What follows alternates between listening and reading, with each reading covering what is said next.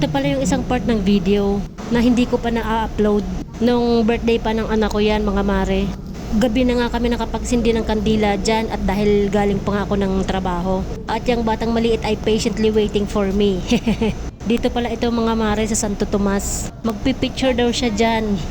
Hindi niya alam na video pala. Loka talaga ang inang ito. Ang ganda naman kasing pagmasdan mga mare. Tingnan nyo yung design, yung mga pailaw. Christmas is just around the corner. Merry Christmas mga kumari ko. Thank you sa panonood ng aking mga videos. Bale, pauwi na nga kami dyan mga mare ko. At kami ay maghahanap pa ng cake at yun ang request ng birthday boy. At bukas naman ay kakain na lang kami sa labas sa SM at yun ang naipangako sa kanya. At ito na nga, nakauwi na kami. Ayan yung cake niya, yan na lang yung naabutan namin. Yan talaga yung gusto niya, may cake siya at magbablow daw siya ng candle. Happy birthday sa aking bunso.